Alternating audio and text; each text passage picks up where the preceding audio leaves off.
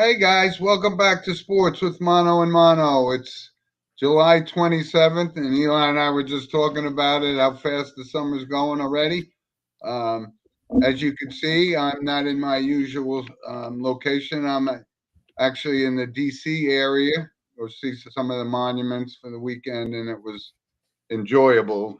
So if you haven't had an opportunity to go down and see the Washington Monument and the Lincoln Memorial. It's something I would highly recommend. So And don't forget to visit the White House. we did. We walked by it anyway. You can't go near it now. Yeah, well, now you're never going to go near it, but yeah. Right. So we always start our show, of course, with the monologue, and that's sponsored by Coriano Trucking of Summer Hill, New York. And I'm gonna have Eli take us through the monologue this week. All right. How Thanks, about Jim. it, And my friend? thanks, Jim. And thanks, Coriano Trucking, for sponsoring the monologue. Today's monologue is going to be talking about the controversial NBA rights deals that they have. This week was pretty much crazy in the NBA. They decided on new contract for media deals, and let's just say it costed a lot of money. And these are new Wow. deals that will begin 2025, 2026, and last 11 years, beginning 2025 to 2026 season. It was so bad, lawsuits are involved, and I'll get to all the lawsuits in a minute. But let's start off with who they chose to take a deal with. The three companies that they chose to deal with was the Disney company, ABC and ESPN, NBC, and Amazon Prime Video. Here's what each of them have in each of their deals. The Disney company, ABC and ESPN, they secured a $2.6 billion deal, securing 18 rounds 1 and 2 playoff games. 10 out of the 11 years, they will get a conference final game on their networks. Plus, every NBA Finals game will be on their networks. In addition to getting the draft lottery, summer league, and celebrity all-star game. They will also get 80 regular season games with the window of Wednesday, Friday, Saturday, and Sunday games, plus the last day of the season and all the Christmas games. They will also get WNBA rights to 25 regular season games, the lottery draft, the draft.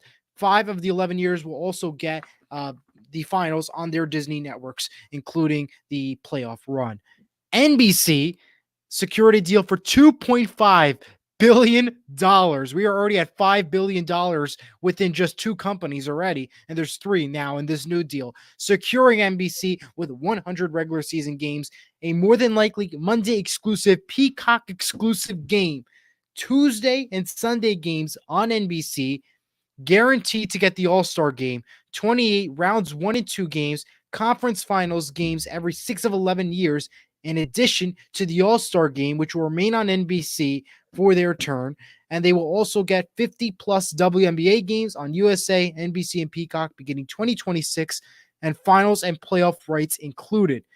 Amazon Prime Video secured a deal for $1.8 billion, guaranteeing them 66 regular season games, mostly Thursday, Friday, and Saturday games, plus the play-in games. A third of rounds 1 and 2 games. 6 of 11 years, they will get a conference final games. And they will also get the in-season tournament and summer league games. They will also get 30 exclusive WNBA games, finals, and playoff rights included in the deal. Crazy to say. Now, Wow. here's where the legal action takes place. TNT has been covering the NBA for such a long time now. And they've tried matching multiple right deals with the third party and secondary rights party with the NBA. However, they denied it completely. And they Yeah. said they weren't even considered it. Charles Barkley said they were just trying to push us out from day one. And now legal action is taking place. Lawsuits are in place. TNT will not get the rights back. Maybe they'll get a fourth package, but there's no way TNT will get it at this point. For the inside guys, what are they saying? Charles Barkley says he's been spoken to all 3 networks, and it's just a matter of time now on where they go. Whether or not they'll keep the studio show there and Amazon maybe pick it up, we don't know. It's all a mystery to tell. But we do know Ernie Johnson does not want to leave TNT, so we will not see him probably move on to another network unless they somehow keep a deal with another network from Atlanta and the TNT studios. So basically, bottom line is NBA is focusing on streaming, trying to keep up the game with the NFL. They're caring for the money and less for the fans. And that is an incredible end to TNT and inside the NBA, and $7 billion we just saw go to three big media corporations. Jim, Well, your let me say, that's very detailed and great information, and it is just the amount of money we're talking about here is staggering. And when I thought about it, I remember you and I were talking last week on the show about the commissioners and how much money they're making, right? right. And like Goodell at 65, 68, whatever, and then Adam Silver was only making $10 million, and I said that's impossible. And now with the deal they just inked, so he's probably going to get, a A ton hundred, more. $200 million bonus or something. But, this is staggering to me because especially during the regular season, carrying those games, we all know that NBA games during the regular season don't have the viewership that certainly the playoffs do, which is understandable because Right. you're sitting a lot of your big high profile stars throughout the season, to rest them up for the playoffs. And it's going this way. And I honestly believe that, TBS and I think it's the Discovery Network as well, right? That I think they're tied TNT together. and TBS, all Warner Brothers. Yeah. So staggering amount of money. And I think they do have a case because it sounds like the NBA knew exactly what they wanted, regardless of the offers, because this is now a pay to view sport, just like the NFL is going to be 3 years from now. We're not going to see games on channel 2, 4, whatever. It's just it's amazing. I mean, They really gave up with their fans, and you know what's sad, Jim? Too, the NBA in the regular season, it's low viewership. It's not the high amount that you that's see my in the point. Yeah. postseason. And as you mentioned, now you have to go to streaming, where now you're really going to try to lose even more fans. You may lose 1,000 or 100 views, whatever the case is. They're still going to Yep. get viewership, but now it's less and less. It's horrible to Yeah. say. Well, that was great monologue and a lot of detail. But I just sit here and shake my head, going, the amount of money, and now we know why all of these guys are making $40 million a year, and they sign these That's max contracts because it's going to just there keep is going up. yeah, it's and we're going to talk a little bit more about out of control salaries in another sport in a little bit, but But we do have some comments coming in real quick. We'll start off with Eric. Good morning to all. Good morning. And the next comment is from Andrew. Good morning, Eli, and birthday week for your partner. So happy birthday, Jim. As a reminder, thank you, Andrew, for listen. the comment. Yeah, thanks. Thank you, Andrew. I know you're a loyal listener, and I don't know how you know it's my birthday coming up, but I appreciate it anyway. And Eric, he's the pride of Westchester, Pennsylvania. I love him to death. And we have our loyal listeners. Like I said, we're growing daily. And I actually wanted to give a shout out because I had spoken to a couple of new loyal listeners, and I know there'll be loyal listeners going forward. Sharif and Hattie, and they live down here in the Virginia area, and they're sports guys too. And they've already checked out our shows from last week, and I could see them being loyal listeners going forward. So welcome That's aboard awesome. to those two guys. Great That's guys. awesome. Right? Yeah, so listen, we got a lot of stuff to cover here, and we always do a recap of an event that happened before, and that was the British Open. And Xander Schauffele wins his second major of the year, right? And we talked about it. I even myself said one of the best golfers in the game, but he can't close the deal. Well, he just closed the British Open and won, and it was a great tournament. You had a big surprise, and Tristan Lawrence from South Africa was leading, and the kid was just almost unflappable. But he'll get his chances. But you also had Justin Rose, who I keep writing him off, but yet he's still a very formidable guy. And Billy Horschel, of course.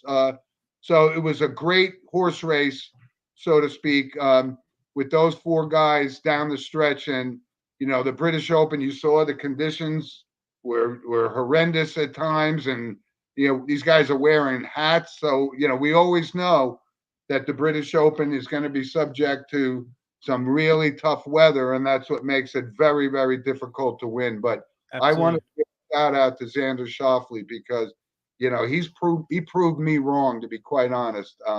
But that's two majors in 1 year, and I don't see now that he's gotten over the hump. Look for this guy to be Absolutely.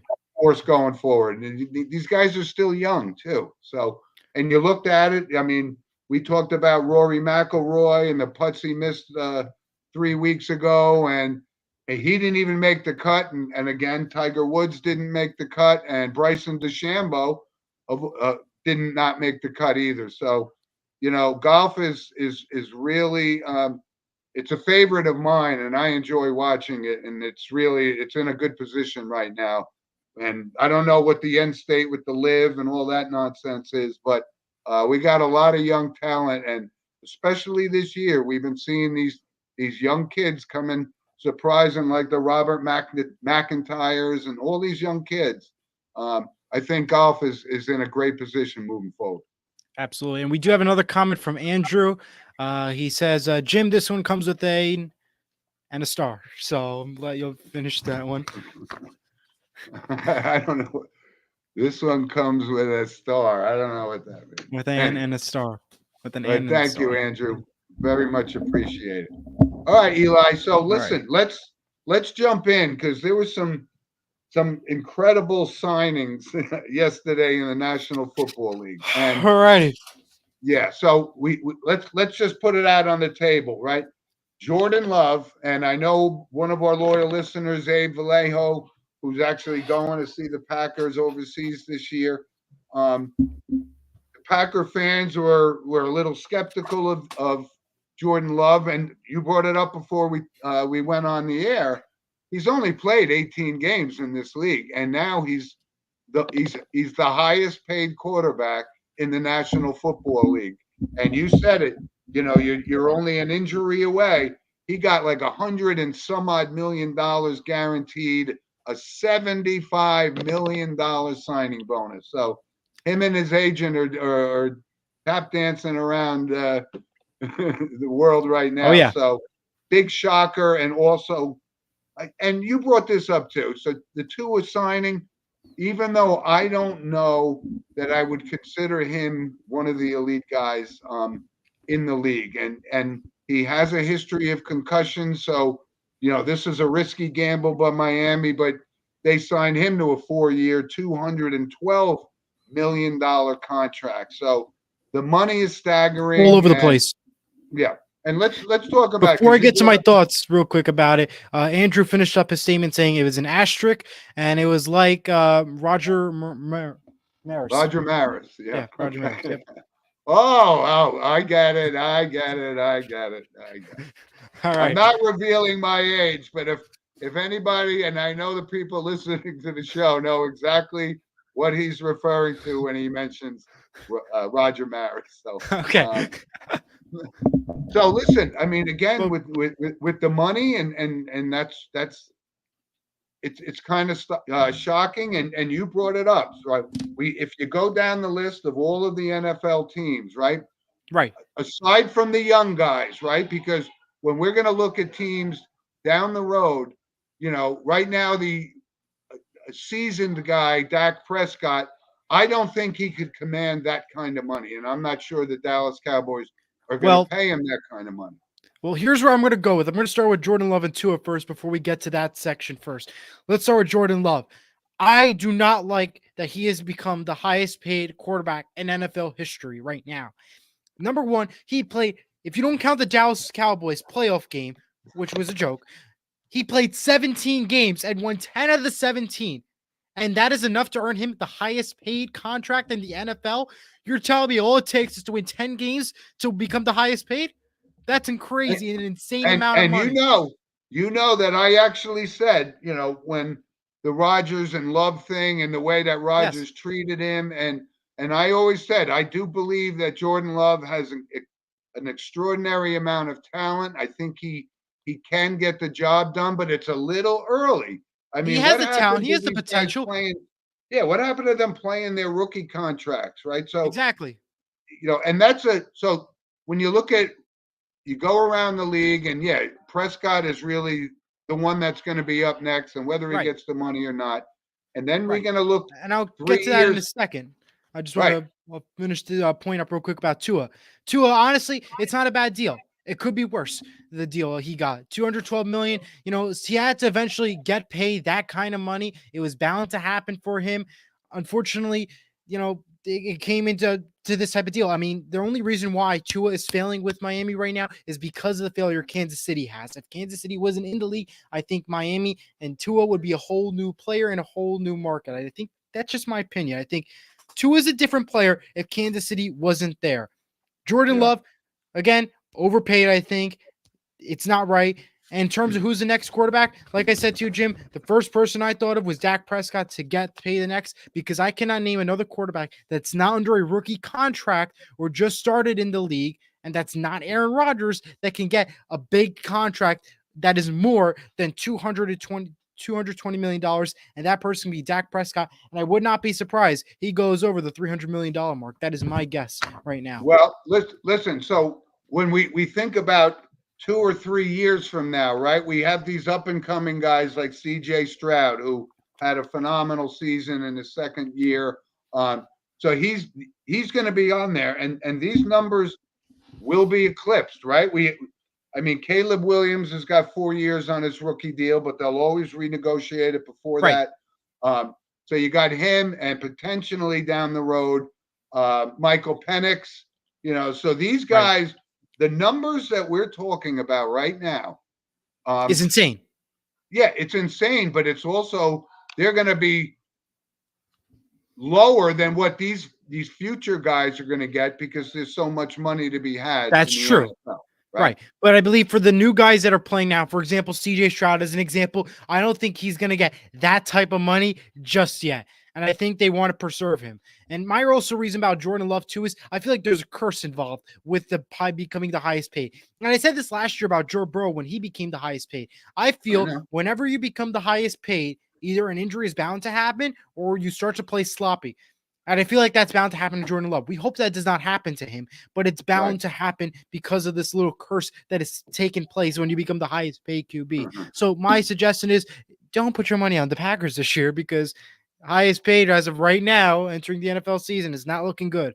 And I believe in that whole curse situation based off what happened with Joe Burrow last year. And that is my top example that I'm going to look at.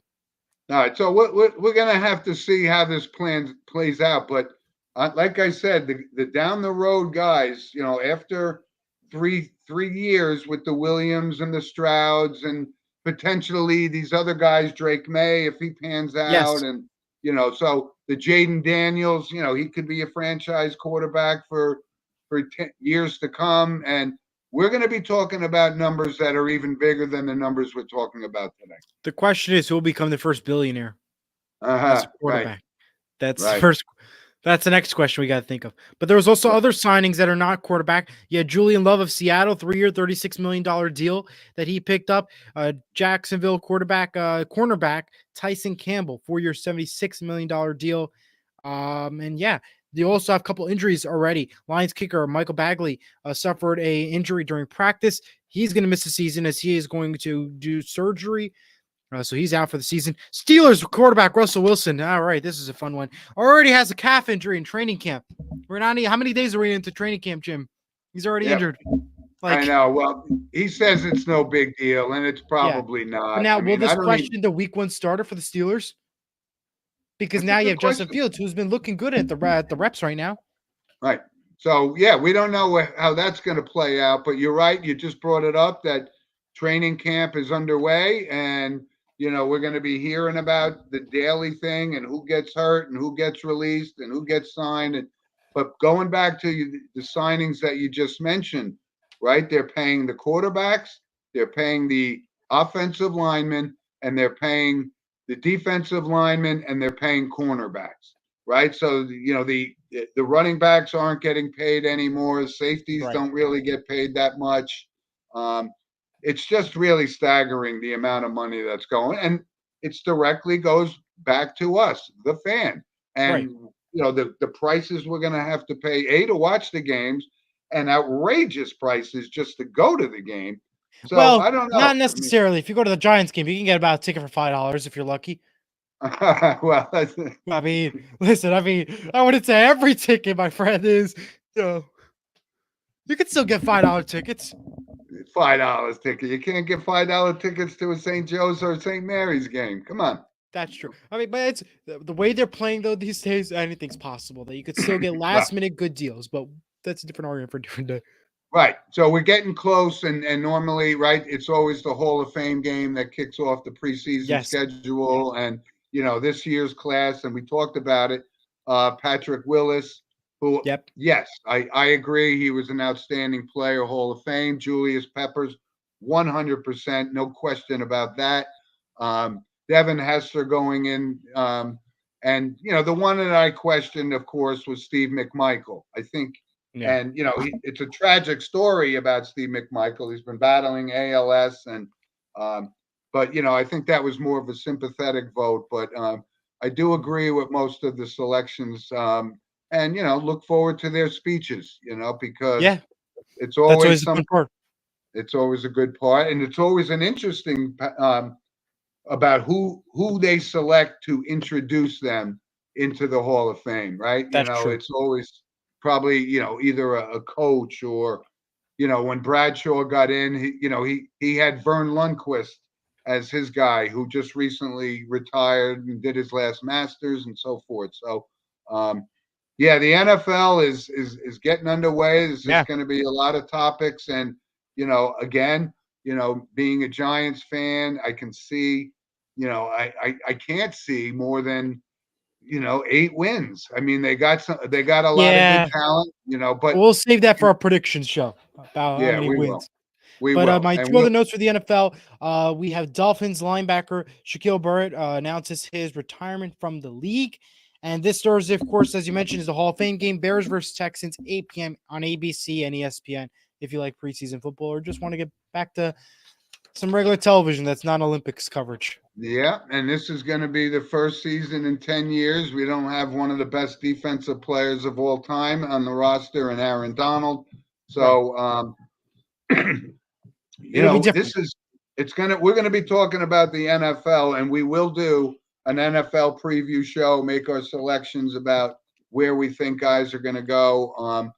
But, I don't care for the preseason games, and at some point, excuse me, they're going to go to an 18-game schedule. So absolutely.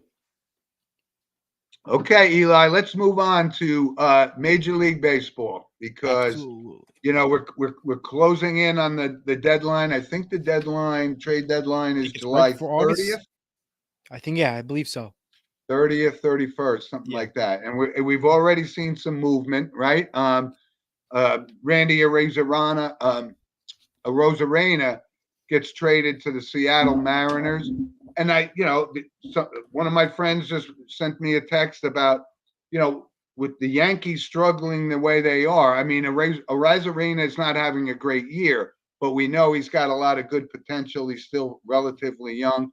So he moves, and surprise trade. I mean, because you had the Baltimore Orioles leading the Yankees by 2 games in the American League East, traded Austin Hayes to the Phillies, and that's a real possibility. We could have, the equivalent of a Subway Series in the World Series, because right now the Orioles and the Phillies are 2 of the best teams in the league. So a couple other moves, James Paxton gets traded to the Boston Red Sox after being released. He was like 8-1, but he had a 4 and change ERA. So he's also 35. His career's winding down. We had him with the Yankees. He didn't pan out. So a lot of teams are positioning themselves for the second half run that we talked about, right? We're in the second half of the season, and the Yankees have been struggling mightily, and we've seen it before, right? They started the season with potentially record-breaking numbers of wins, and now they have kind of gone south. And except for Aaron Judge and Juan Soto, they continue to perform.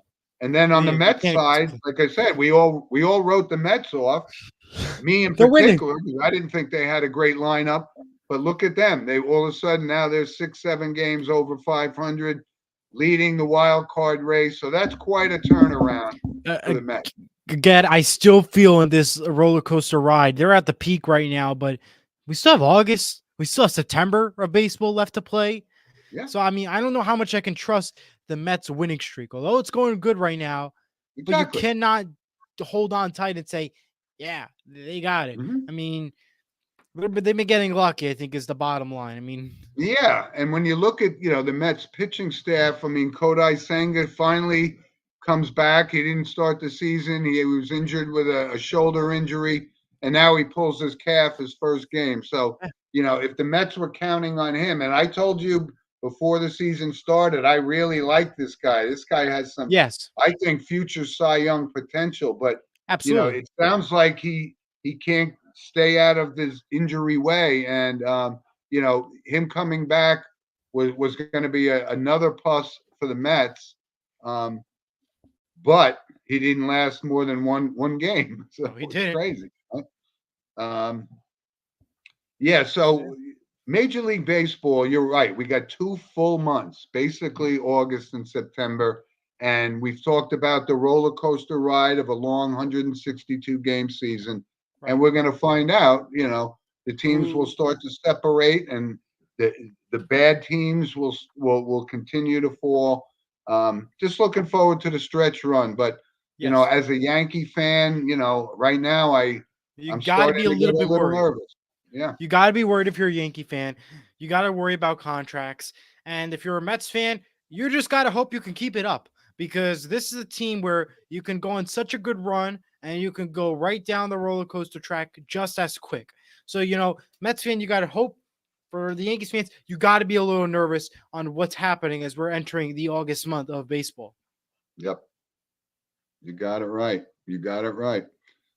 So listen, let's touch base on right. The Olympics just started. Opening Yes. ceremonies, as you mentioned, were last night, and there's been some controversy surrounding, I guess, the food supply Yes. for the athletes and these crazy cardboard beds, and so it doesn't look like It's a the great time in athletes are Paris. being, yeah, it doesn't look like they're being treated the way we Olympic athletes are accustomed to, and Yeah. so that's sending a little bit of controversy, and without getting into any kind of Political I thing. don't want to say political, but there were certain events in the opening ceremonies, as you brought Yes. up.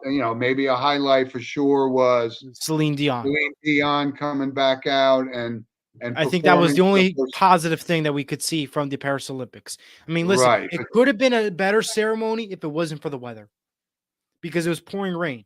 And if it wasn't for the rain, I think the parade of boats coming down the river and entering through, I think it would have ended out better. I yeah, think just the rain factored in.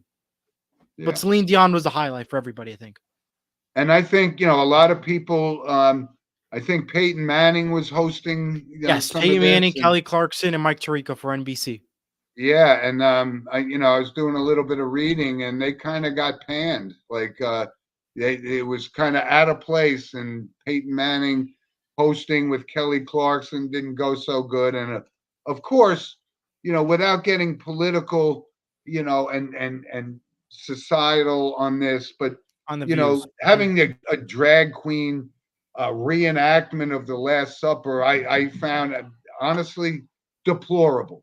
And but Right. it just goes to show the way things are happening in this country that we have to bear witness to that. And you know, a lot of young kids Watch the idolize Olympics. the Olympians and watch it religiously. And I just don't think that was the time or the place or the forum to do something like that.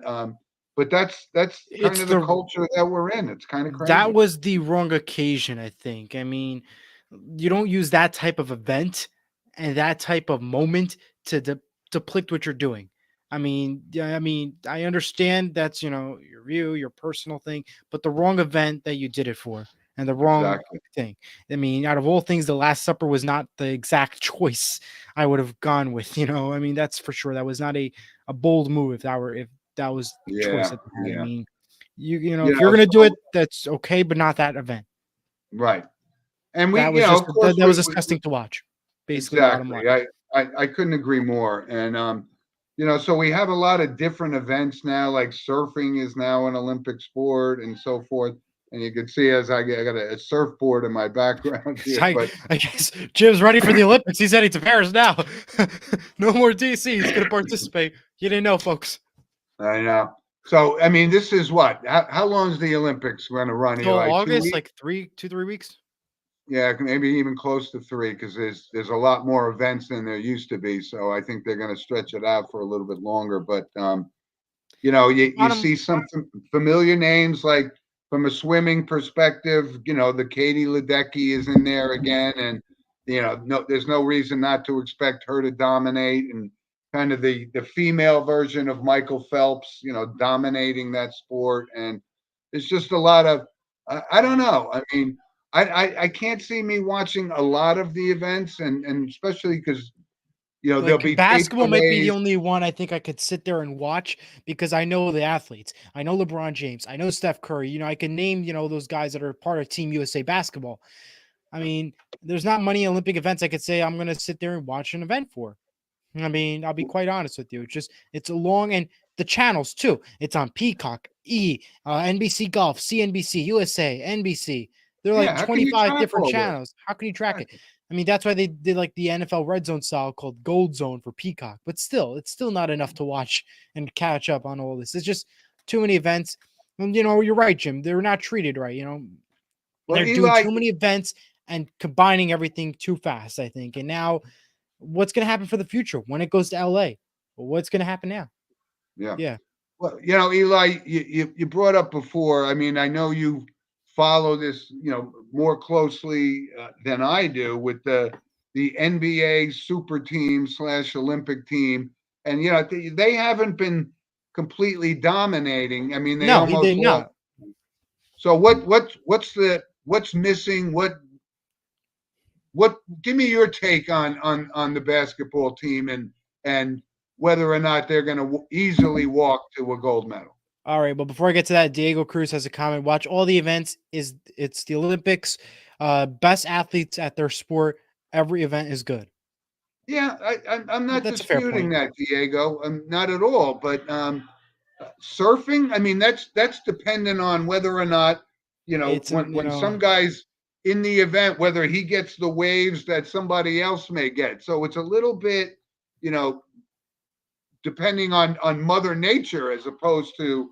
yeah. Yeah, I mean, obviously they're athletes and they're as good as they get, and I agree with you. These are the best people in their Right. sports and so forth. But some of them, I don't know. What's next? Darts? I mean, darts? I mean, that sounds like a fun sport. I mean, I wouldn't mind watching that. I mean, quite honest with you, that sounds fun.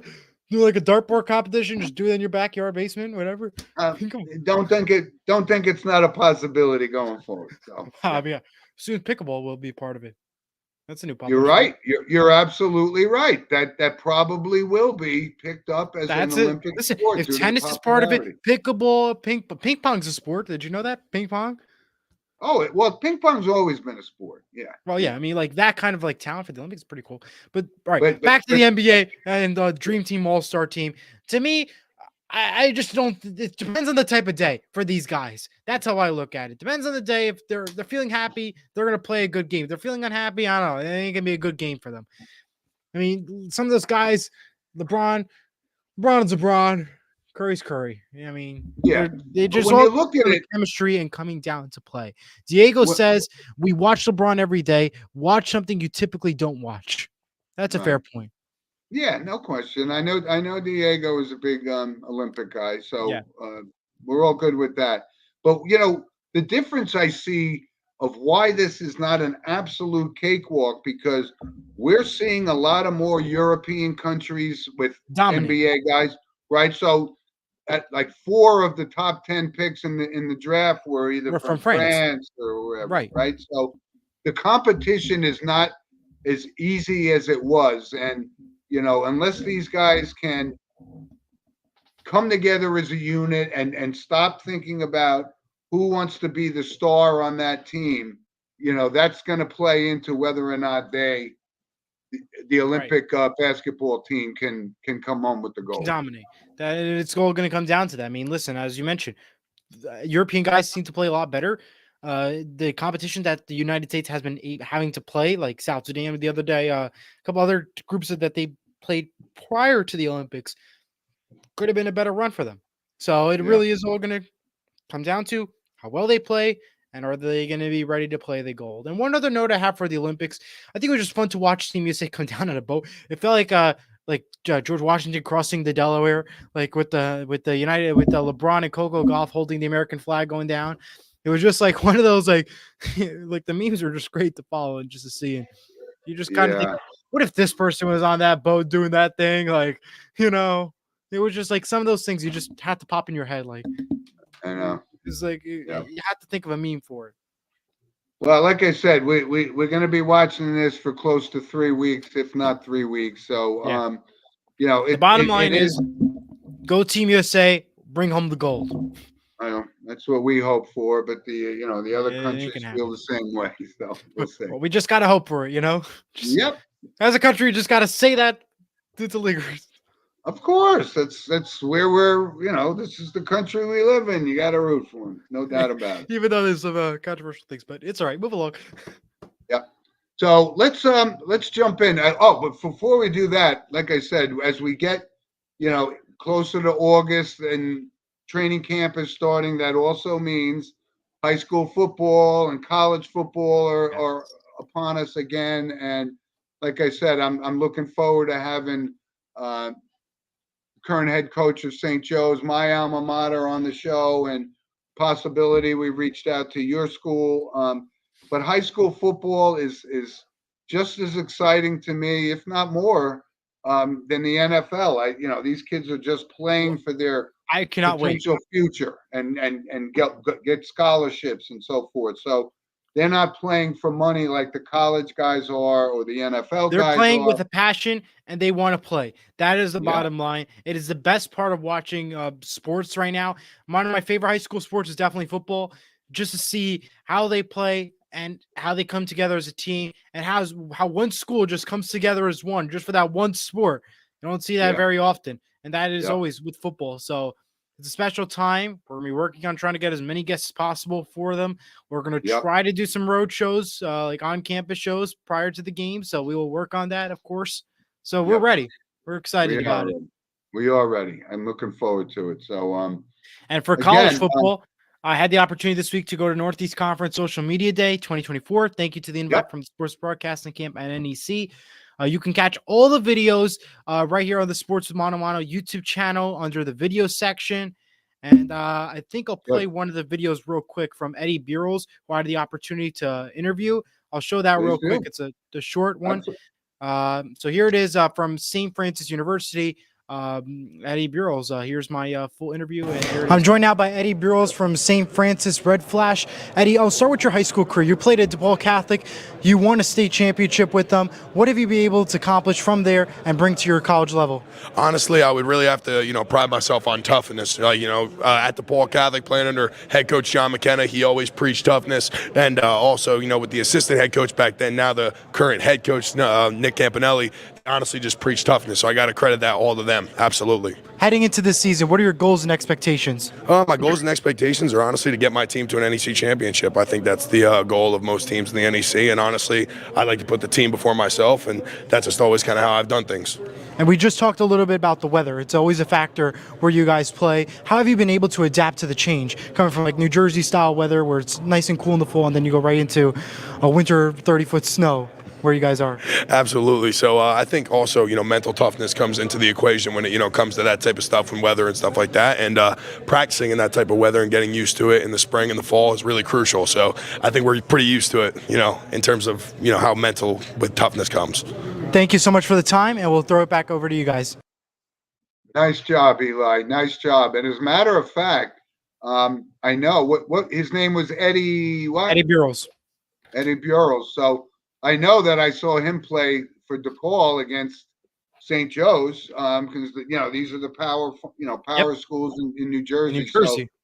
he's a big kid. I mean, NEC Oh, yeah. is that Division two? Division 1. It's D1. It's D1. No kidding. Yeah. But boy, look at the size of that guy, and he looks determined. We'll keep an update on somebody like that because that was a great interview that you had. Thank you very much. And of course, as I mentioned, all of them are right here on the Sports with Mono YouTube channel. You can catch up other interviews from what I did and the little press conferences that we had from Social Media Day 2024 from MetLife Stadium. Right here on the Sports with Mono YouTube channel. Go give it a shot. Go look at it. And it's a pretty big league, and they're all fighting for different rights and stuff. We spoke with the commissioner for a little bit off camera and stuff as a group. And she's definitely trying to make sure it becomes a powerful group, making sure the money's right, and that, there's a lot of views that she has. So take a look at it and Google more about the Northeast Conference football.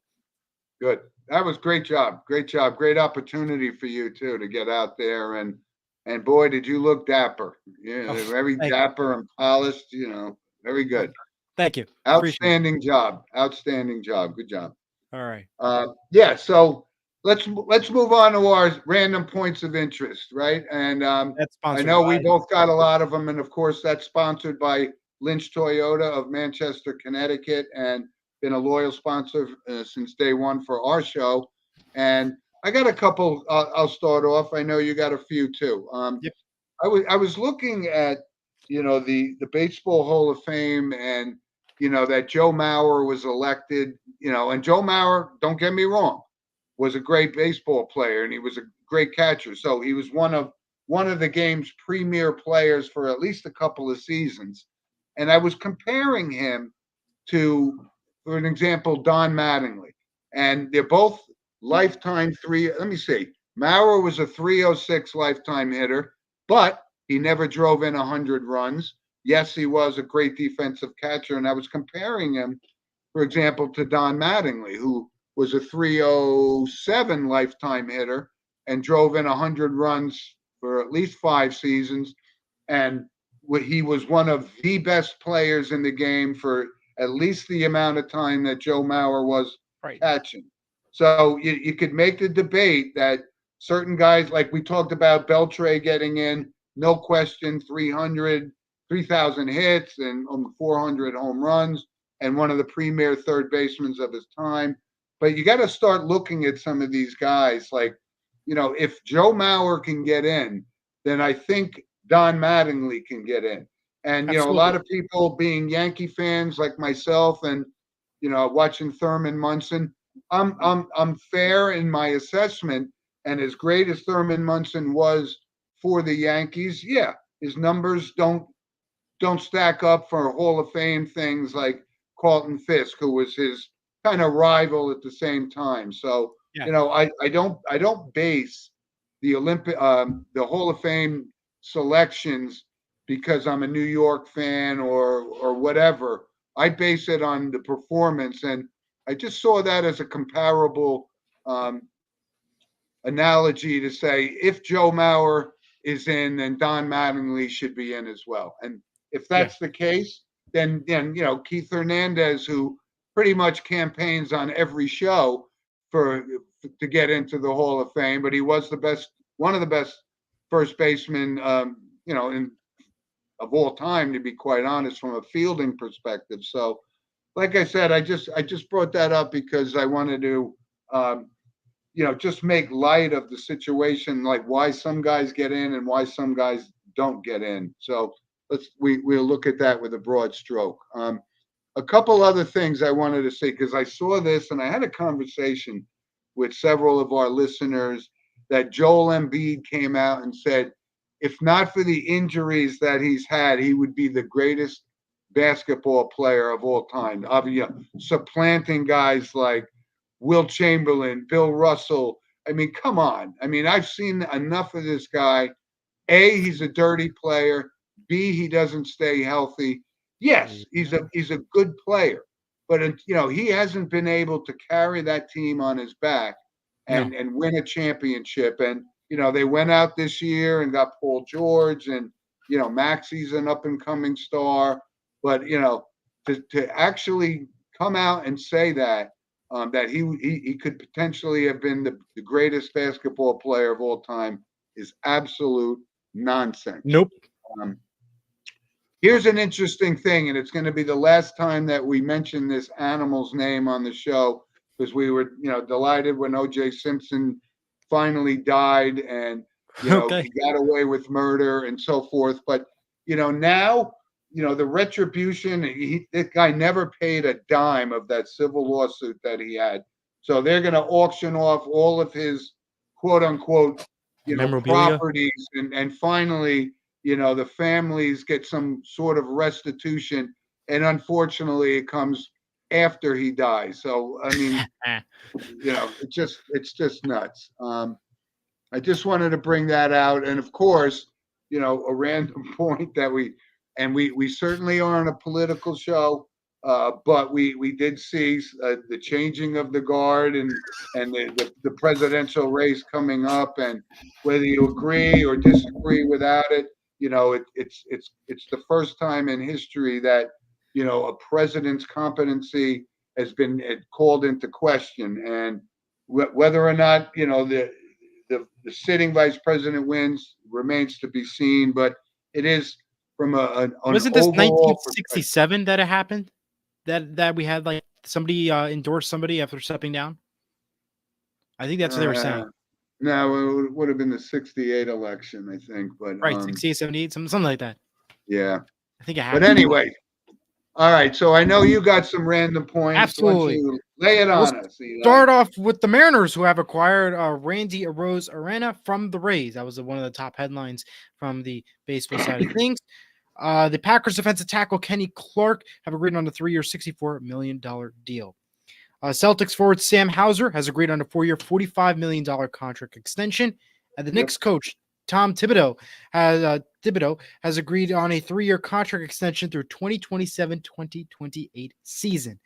We have a he also just hired Mark Bryant as one of his assistants, and I think that's the same Mark Bryant that played for Seton Hall University. Yes, we have a comment before I get to the rest of my notes from Michael Garvey, LBJ. Well, LBJ stepped down, but not because of competency. It was, so that was, you could make the case that, and you were right, you were close. It was 68 that he decided he wasn't. I knew it was popular in the news about that. All right, other news that we happened. A recap of the WNBA All-Star Game. Team WNBA defeated Team USA Basketball. Final score 116-109. Areke Ogunbali from the Wings has won MVP. The complaint that everybody's having is, did they send the wrong team to Paris to play for the Olympics, considering that Team WNBA won and not Team USA? So that was the little complaint that everybody had. Meanwhile, Grand Slam champion Andy Murray will retire following his run at the Olympic Games.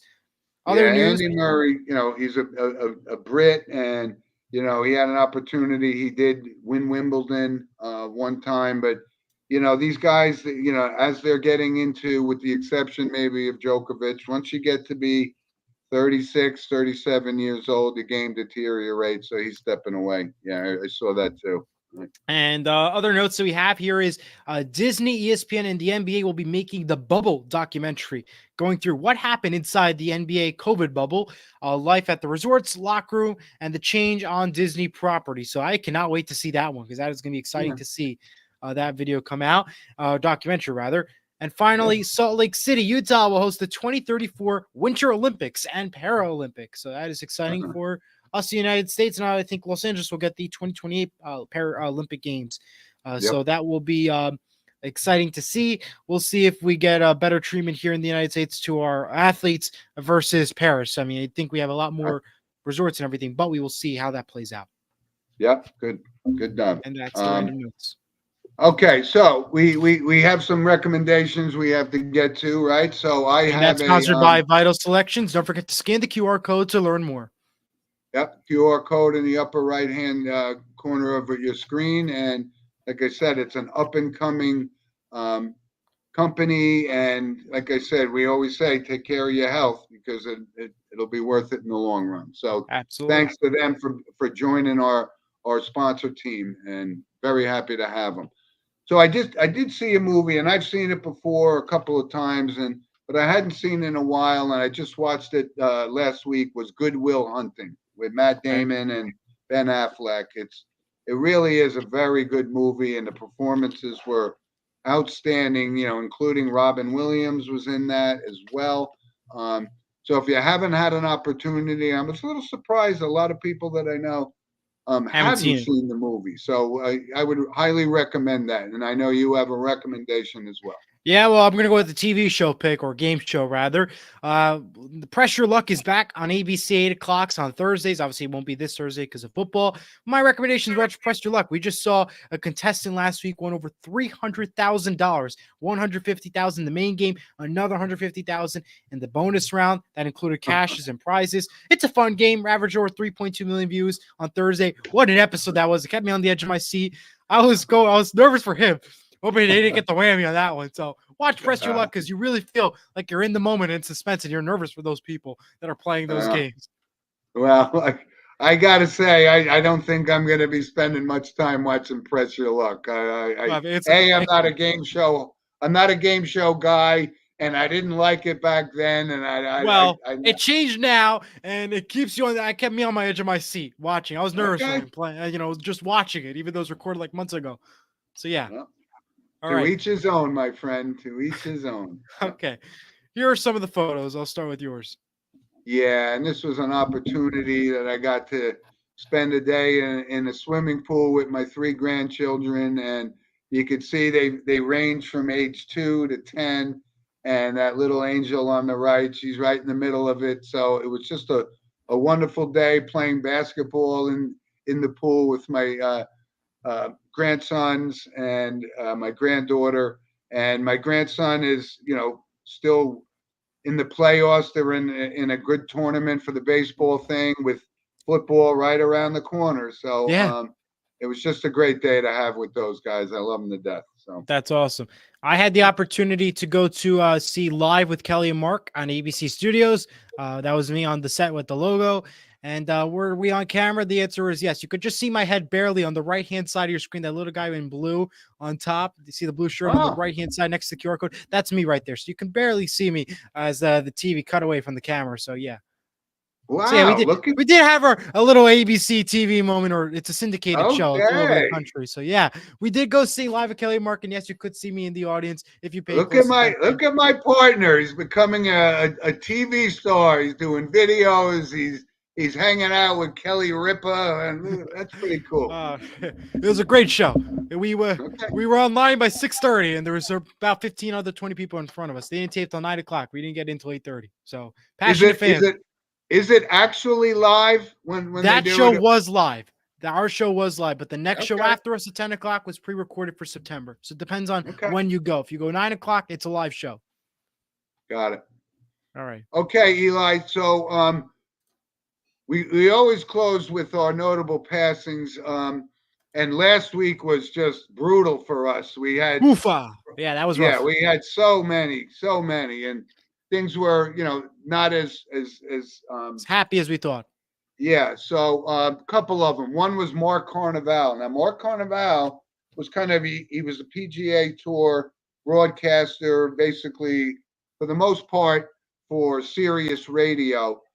He was 64 years old, but he also was a former PGA Tour player, won the Chattanooga Open in 1992, and was actually the PGA Rookie of the Year that year. So he was 64 years old, and like I said, he made more of a name for himself in the broadcast booth than he did on the course. But being a Rookie of the Year on the PGA Tour is pretty special for him anyway, right?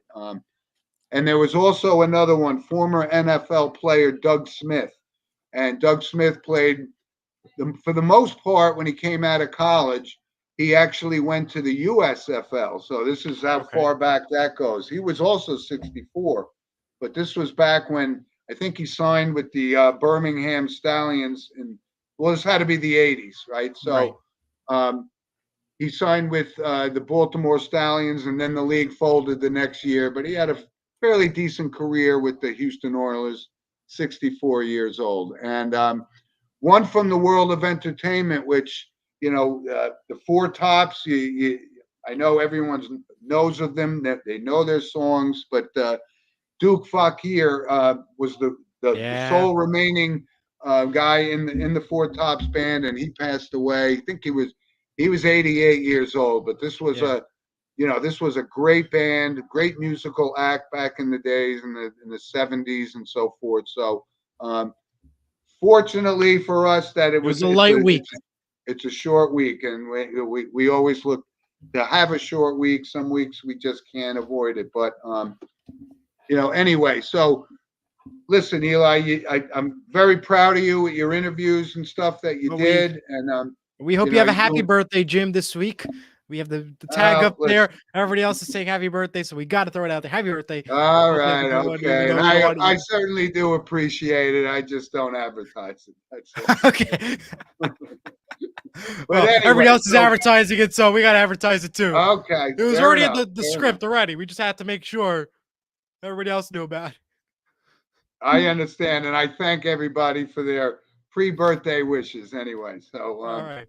I will, quote unquote, be a year older when we do our next show next week. But I want everybody to stay in touch with us at sportswithmono@gmail.com. And like I said, we got a lot of comments on social media. Show. Don't forget, follow us on X, Facebook, Instagram, wherever you got. Follow us. We'll be glad to, post more content if you just continue to follow. Yeah, and right here on YouTube. Don't forget to subscribe, like, hit the notification bell, and don't forget to comment so you don't miss another show. So, that's right, because like I said, we are extremely grateful to our loyal listeners, and it just like we get guys like Diego who listens to the show, and I know he's our regular soccer expert. Good show, boys. So thank you. By the way, is soccer an Olympic sport? I believe it is, if I'm not mistaken. I don't know. Right, Diego? Is that an Olympic sport? I want to say yes. He would know. I want to say it is Olympic sport. I'm going to Google that. Unless Diego gets to the comment before me, I'll keep. He said, of course. Okay. He did say, of course. So, all right. So I knew it was. I just want to double check. Right. When we do our Olympic update, we'll have Diego give us an evaluation and his take on the Copa and the Euro Cup that just took place last week. He'll take care of the coverage of every Olympic sport. That we won't be able to follow too much. Watch soccer instead of LeBron, he said. Okay. Well, listen, everybody, thanks. And we will see you same time next week. And like I said, we thank you for your loyal support of the show. And Eli, again, very proud of you with your interviews and so forth. So nice job. And you guys enjoy your week, and we'll see you next week. Thank you, everyone. Have a good weekend. Okay, guys. Bye.